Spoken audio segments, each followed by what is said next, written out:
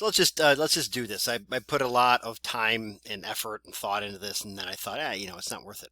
It was too much stuff. So I've really been the chapter here. This is chapter 10 of our book, America's History, and I kind of pared it back down. It got really, really big, and I pared it back down.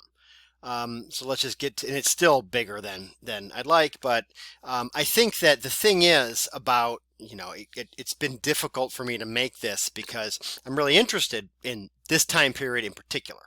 Um, and it's hard for me to kind of consolidate it down into a few slides. But I think that's kind of the key. If you can find something you're interested in the history, really helps you to remember it and to be interested in it and be able to tell a story of it.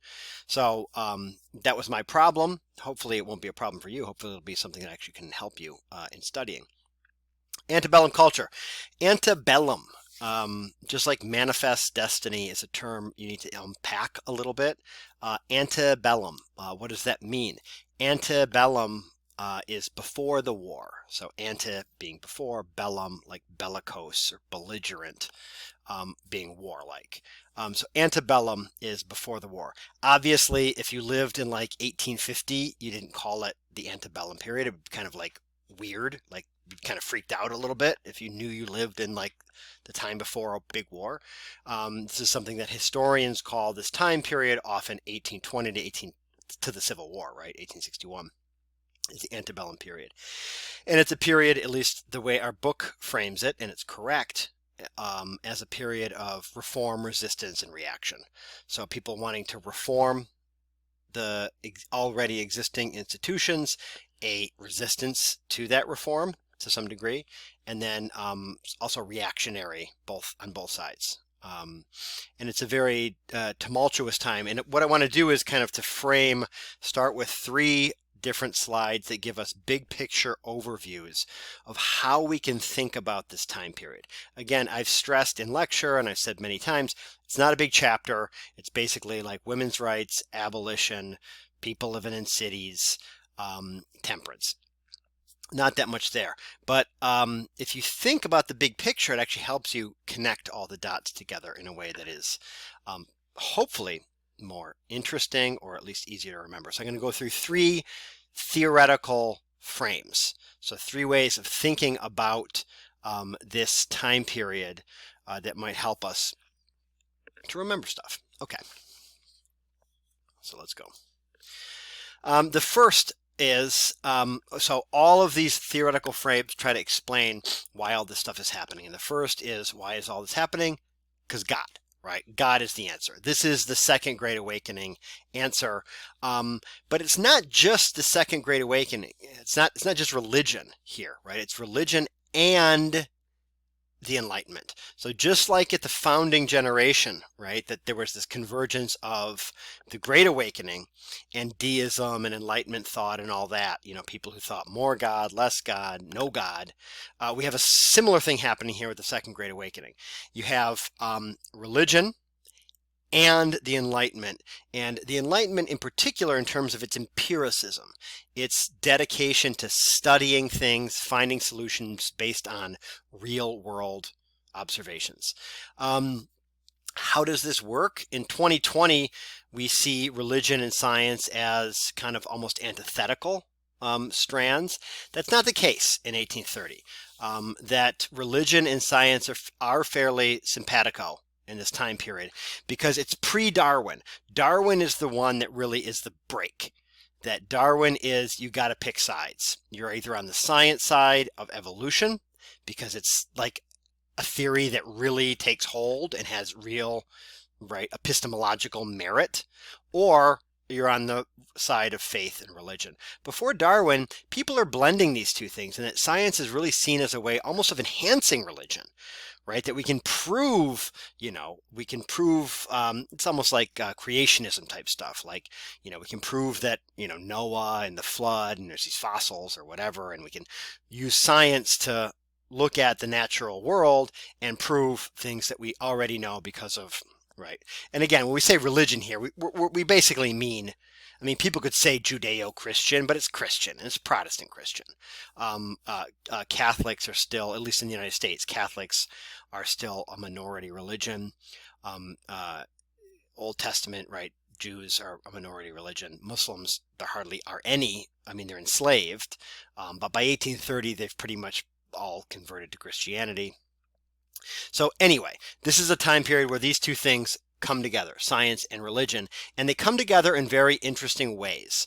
That there's this notion that you can control your mind and your body. So faith, religion is about controlling your mind, controlling what you believe in, but so is empiricism, so is rationality, so is the Enlightenment. So these two things come together, and the idea is if you can control your personal mind and body, expand that out to everyone in society doing it, and suddenly you have a body politic, a republic, a nation, a democracy that is in control of its mind and body. This goes all the way back to Aristotle. There's all kinds of people who talk about this, right? That it's basically the state is, right, a big version of the family, which is a big version of the individual, et cetera, et cetera. So that's what's happening right here. And we have various movements that exemplify this. Shakers, right? All the stuff about abstinence, no sex, that's all about like control the body, right? Control your mind, control your urges, your impulses. And if you can master your own personal life, right? Your own faith, your own impulses, then you get a better society. Same thing with temperance. Abstain from drinking, right? Live a sober life, live an analytical life, do that. Everyone does that, you get a good society. And then public education, prisons, or prison reform and asylums, all of this stuff, it's all together for a reason.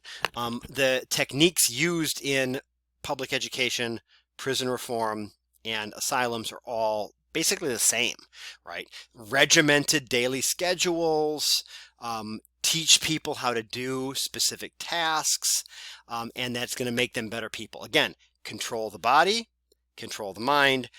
Enough people do that, you get a good society. So this is one way of looking at it, and it's all about God. It's about God and religion, but basically God, right? It's the second Great Awakening answer. The second theoretical frame is about you are the answer, right? And this is similar. This is basically two sides of the same coin. So we can look at the kind of like God is the prime mover of all these reforms, Second Great Awakening, or you are, which is the more kind of like empiricist Enlightenment version here. And this is where two things collide, virtue and vice, right? So Republican virtue, being a good person, whether it's deism or the first Great Awakening, the original Great Awakening, all of this stuff is about virtue, virtue, virtue. But the United States is a place, frankly, where there's a lot of vice. This famous kind of in the background here, this arc of alcoholism, and I'll use temperance and alcohol as an example here, but it's not limited to alcohol. Once you start down that road, it just gets worse and worse and worse. And the poor family, at the end of the cycle, it doesn't end up good for you, and of course for your family as well. So this is about virtue coming up against vice, and the classic example is alcohol. Americans are drunk all the time. It was true in the revolutionary generation, and it's true up into the 1830s. It's really true up into the turn of the century. It's why temperance gained so much momentum to the point where we have a constitutional amendment banning alcohol, right? So prohibition is not something that just out of nowhere. It's 100 years of momentum building up because they drink a lot of alcohol. And why? So there's real material reasons for this. It's an agricultural society. And we talk about, agriculture, yeoman farmers, market revolution, all this kind of stuff. But do you ever stop to think what they're growing? It's not just like tomatoes and string beans or something. They're growing crops that they can increasingly, after the market revolution, make money selling. So rye, wheat, hops, barley, apples. All of these things are crops that people grow, and they're crops that people grow not just to trade, but to turn into alcohol. Why? Because you can make more money that way. Corn is the classic example. You grow 100 acres of corn. I won't do the math on it or whatever off the top of my head, but you make X amount of money with that just straight corn. And there's risk here, right? You could get weevils in it. It could get eaten up by bugs. It could fall off the ship on the Erie Canal, and and then that's a lost crop. It might be worth less by the time it gets to New York. All these various factors. X amount of money for just the corn. Now, another thing you could do is you could take that corn and feed it to pigs, and then slaughter the pigs and sell the pigs. You probably are going to make a little bit more money that way because there's a higher demand. But then there's a lot of barriers to entry, as you econ people would say, right? Are you going to do it yourself? Are you going to have someone else do it? How do you know that you're going to have the right demand at the right time? Okay, so that's another option. Probably not good. Might make more money, but probably not good. The last option is pretty easy. You just buy a still and you turn the corn into alcohol. It's shelf stable. It's going to make a lot more money. You get a lot more bang for your buck, as it were, in terms of the quantity that you're selling, right? Price per unit kind of thing. So this is why a lot of people on the supply side are making a lot of alcohol. Beer, grain liquors, cider from the apples. I mean, George Washington had a huge apple orchards, and it wasn't because he was just he had slaves' teeth, and he wasn't just eating apples. He was distilling them into cider. So this is why this is happening, right? The other reason is people don't know a lot about hydration, and they think water is bad for you. And they're not wrong. Water, we turn on a tap and it's, unless you live in Flint, Michigan or some other place that the government has completely forgotten about. For the most part, if you don't live in a place where the government doesn't care about you in the United States of America in 2020, you have good, clean drinking water, right? So this is not the case in the 1820s. In the 1820s, water is not always safe. It can actually kill you. You can get cholera, you can get dysentery, all kinds of diseases. And they don't understand about hydration. They don't know that alcohol doesn't hydrate you. So it's seen as a better alternative to water. And then lastly, it's cultural. Drinking on the job is part of the culture. 2 or 3 times a day if you're a working person. There's a refresher. You go, you drink beer. Usually it's calories. It fills you up. And you get back in, you work. So that's a problem, right? And it makes you a bad person, right? Because you do too much of it and you get addicted and you leave your family and, you go on this cycle.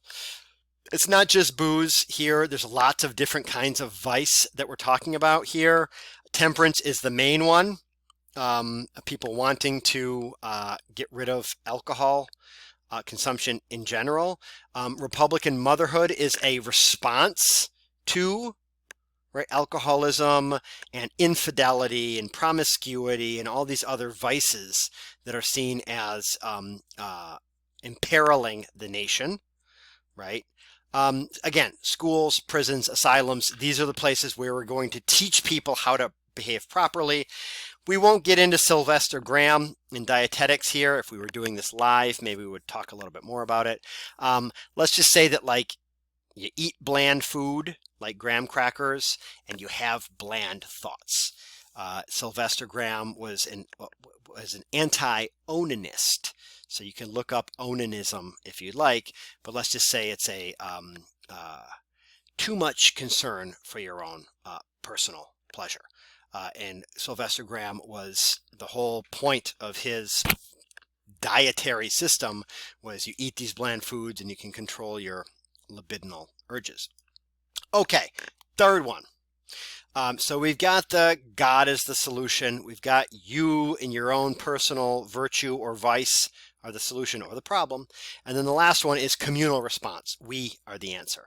And this is basically, people are not thrilled about what they're seeing with the new economic system that's taking over the United States and really the the at least in terms of like the Western world, the West, and they turn to Romanticism or humanism as a response to the degradations of emerging capitalism.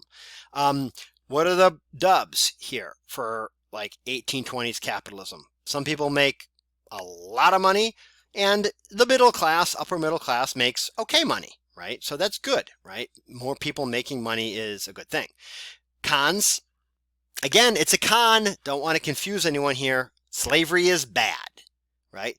Big con. That's a big, big con. Environmental destruction, bad. And this is not something we talk about, oh, climate change in 2020. They knew in 1820 darn well that, pumping coal smoke into the air, putting all kinds of different pollutants into rivers, clear cutting forests, it wasn't good. Like, it wasn't good for the environment. And they knew that because their parents or grandparents could very clearly tell them stories about a kind of world that was very different. And it seemed a lot nicer, right, than like clear cut forests, rivers full of pollution, and jet black air. And then, of course, the Panic of 1819, 1837, you have these various completely unregulated economic systems where everyone loses everything, every 10, 15 years. Not great. So what are the responses? Various ones. Obviously, the response to slavery, which, as we learned in the Walter Johnson article, again, to reiterate, slavery, bad, but slavery and kind of emerging capitalism in the 1820s, 1830s are one and the same, right? They're hand in glove. Abolition is a response to that. The idea of a benevolent empire, right? Upper middle class Americans helping people who have kind of fallen victim to this system is another response. Transcendentalists are a response to this, right? Returning to what is intuitive, right? That we know the system doesn't quite seem right. How are we going to respond? And then obviously utopian communities, people escaping, right? Starting their own little communes that are basically like stick your head in the utopian sand and forget about everything that's happening. Doesn't work. Brook Farm doesn't work. Abolition, here's a very famous abolitionist image. Am I not a man and a brother? Does work to various degrees. And here's Walt Whitman, my favorite transcendentalist. So about that, transcendentalism. What is it? It's a kind of literary movement. It's a philosophy. It believes in the inherent goodness of people. Like, groovy, man. Like, let's do it. It believes in intuition over empiricism. This isn't to say it's like believe in your, like gut over your mind, but that there's a connection between your mind and your gut. This is something that, like, if one meditates or if one is a Buddhist or something, this is a kind of central point of a lot of the philosophy, that if you sit with your thoughts and your feelings long enough, you will come up with intuitive notions about the world that are pretty close to the empirical ones, right? That they are right, that on some level what is right and wrong, thus the inherent goodness of people. It's a lot of different strands coming together. Obviously, there's some Enlightenment European strands like Immanuel Kant with idealism, that there is a perfect ideal in the world and we can strive towards it. But it's also like Hindu spiritualism, like mainly found in like the Upanishads and other kind of sacred texts. This is where you get the the meditative quality of transcendentalism is from Eastern or South Asian kind of religious practices. It comes from and is closely aligned with the Unitarian movement. This is the idea of, right, there is one God, and whether you're Muslim, Jewish, Christian, Hindu, Buddhist, whatever it is, it's the same God, right? That is Unitarian, right? Unifying all of these religions. And this is a huge theological movement, mainly in New England, centered at Harvard University. And a lot of those intellects that are out in public, like Emerson and others, take this theological concept and apply it to a philosophical and literary scene. How do they do that? The Lyceum Circuit or the lecture. I think that the book actually does say, uses the word lyceum. The lecture circuit. This was a really, really, really big deal in the 1820s, 30s, 40s, was that like, just like you all want to go to like concerts and like see whomever live, people wanted to see these intellectuals live. They wanted to go see Emerson, Frederick Douglass, whomever, right? It was a really big deal. And this is how they made their money, right? They would travel around the United States. They'd give the basically same lecture, right, to various audiences, cash the check, move to the next place. And it spread these ideas in a way that was, people already knew about Emerson or whomever because, again, advent of print culture. Remember, all the stuff that we've learned in previous chapters isn't gone. But then they can go see it live, right? Take a selfie with Emerson, whatever, right? Lyceum. And there he is. Just going to give you the highlights here. Obviously, if you were writing a DBQ or an LEQ for the College Board, you wouldn't just say like Emerson, philosophical heavyweight. Next. He is the kind of prime mover of the Enlightenment, or the Transcendentalist rather, movement, which harnesses Enlightenment thought. You're probably familiar with them. AP, English, whatever class that you read this stuff in, right? You know it. If you don't know it, ask someone who does. Emerson is the big one. Thoreau, cottagecore loner. Walden Pond, he's actually inspired. It's actually interesting because he's not very good at it. Just like Brook Farm, like you don't get a bunch of like egg-headed intellectuals and then throw them on a socialist commune and expect to have success, right? If you don't have calluses on your hands, you ain't going to get them anytime soon. Similarly, Thoreau, God love him, he's not actually very good at his experiment. He fares okay, Walden Pond, but he has a lot of help. It's Emerson's land. He gets the idea actually from a formerly enslaved woman, Zilpah White. Zilpah White had lived on her own through the I think it was actually was the Panic of 1819 or 37, through one of these economic downturns, and she made homespun fabric and she traded and she was totally self-reliant, didn't need anyone for anything. Again, like black formerly enslaved woman, like doing it for herself. This is the thing that inspires Thoreau. Goes out and does his cottagecore thing on Walden Pond. Civil disobedience, he goes to jail because he won't pay his taxes because he doesn't support U.S. imperialism. Radical. Margaret Fuller, I say social justice warrior, both as a compliment and as a slight detraction. She is probably one of the most radical, right, in terms of like the causes and commitments she's dedicated herself to. Abolition, women's rights, like she writes a ton on this stuff. The Italian Revolution, she goes to Italy and writes all about it. Dies, sadly, coming back at like Fire Island, like 100 yards off of the beach of New York. Dies, her and her child and husband, really terrible. But the thing with her is that one of the criticisms is, yes, very, very committed, very radical in her writing. She didn't do much. Neither did Emerson, neither did Thoreau, but they didn't set themselves up with such a big, broad, like political agenda the way that Fuller does. Great writer, really, really important. Her recording of the revolutions of the mid-19th century, very, very important writer. And again, someone who was committed to various kind of social justice causes. It wasn't just like Elizabeth Cady Stanton, who was a white woman, wanted white women to vote, right? This is someone who was interested in abolition and women's rights and various causes that weren't sort of like identitarian to herself. Again, criticism, did she do much? So what, right? Neither did Thoreau, neither did Emerson. Whitman, he's living his life, man. He is a sensual, radical man of the people, all about the demos, all about his most famous Leaves of Grass. His most famous poem is this epic poem about the common man. And it is largely men. A lot of his stuff is very kind of like homoerotic or homosocial. But he is like all about the demos. probably not a big fan of Andrew Jackson, but still working people, everyday people, all about it. Right, that's why it's called Leaves of Grass, right? The idea of, like, think of a lawn, right? All of the different leaves of grass, all of the different individual pieces of grass. That's what he's interested in. Every single individual, right, in this new democratic polity.